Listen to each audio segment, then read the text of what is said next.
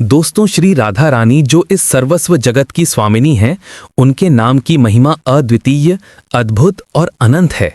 श्री राधा रानी का नाम इतना शक्तिशाली है कि स्वयं जगत के पालनहार परब्रह्म श्री कृष्ण भी इस नाम को सदा जपते रहते हैं।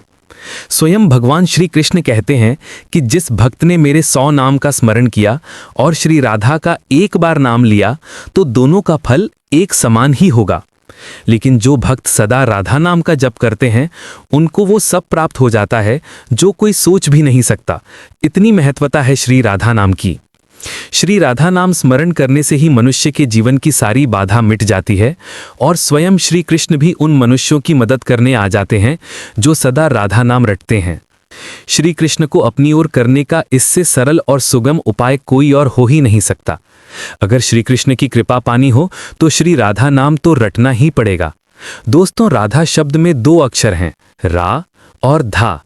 रा की उत्पत्ति हिंदी शब्द अनुराग से हुई है, जिसका अर्थ है अलौकिक प्रेम, और धा शब्द संस्कृत शब्द धावती से लिया गया है, जिसका अर्थ है जाने देना या कुछ देने की इच्छा करना।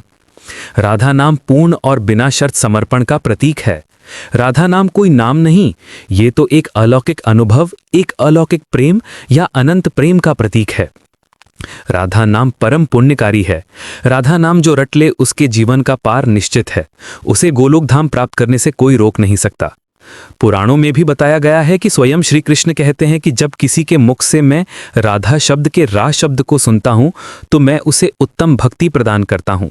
फिर धा शब्द के सुनते ही श्री राधा का नाम सुनने की लालसा में मैं उस मनुष्य के पीछे पीछे चलने लगता हूं।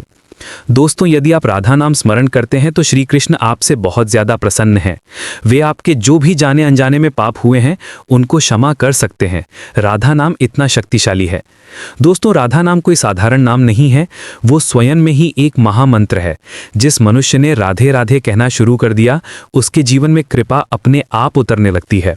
स्वयं भगवान श्री कृष्ण उनके चरणों की सेवा करते हैं।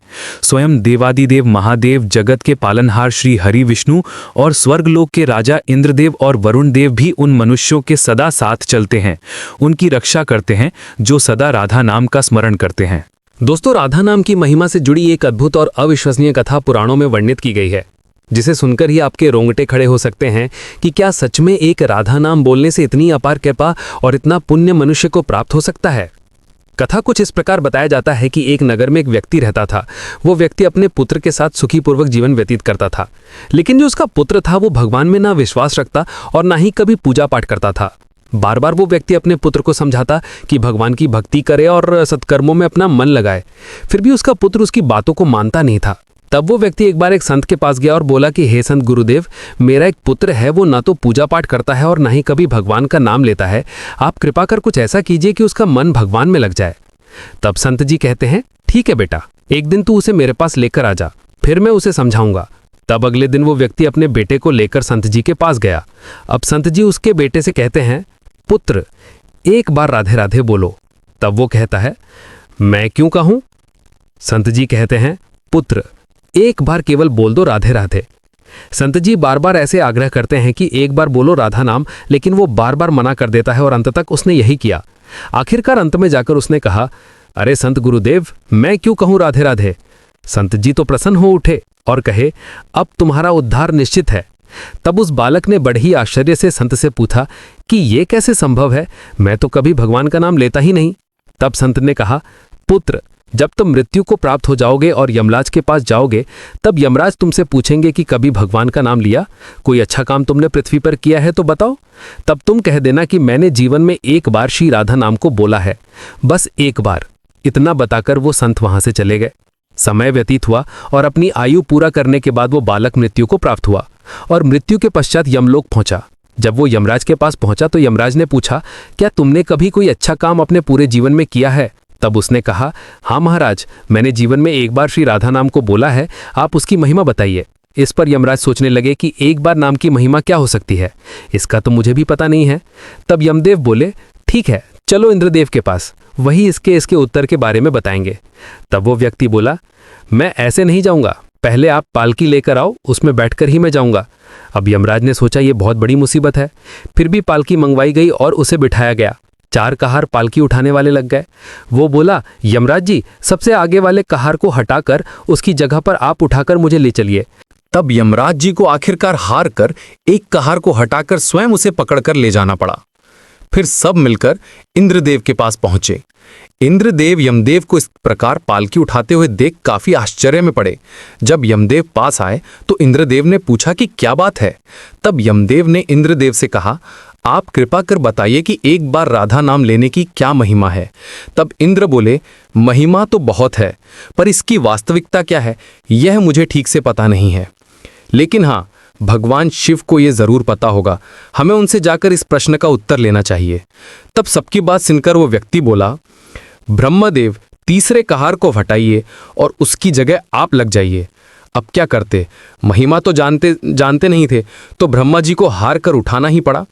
अब पालकी के एक और यमराज हैं, दूसरी तरफ इंद्रदेव लगे हुए हैं और पीछे ब्रह्मा जी हैं। सब लोग मिलकर भगवान शिव के पास गए और भगवान शिव से पूछा कि हे देवादिदेव महादेव, इस सर्वस्व जगत की स्वामिनी श्री राधा रानी के नाम की क्या महिमा है। केवल एक बार नाम लेने की महिमा आप कृपा करके बताइए। तब भगवान शिव बोले, महिमा तो मुझे भी नहीं पता, लेकिन भगवान विष्णु को अवश्य ही इसका पता होगा। तब फिर सबकी बात सुनकर वो व्यक्ति शिव जी से बोला, महादेव, अब कृपा कर आप भी पालकी उठाने में लग जाइए। महादेव को तो थोड़ा आश्चर्य हुआ, लेकिन उन्हें इस प्रश्न का उत्तर जानना था, इसलिए वह भी पालकी उठाए। इस प्रकार ब्रह्मदेव, महादेव, यमराज और इंद्रदेव चारों ओर उस व्यक्ति की पालकी पकड़ने में लग गए और उठाकर विष्णु लोक में पहुंचे। तब विष्णु जी ने उनसे पूछा कि क्या बात है, आप सभी एक साथ एक मनुष्य को मेरे पास लेकर आए हैं।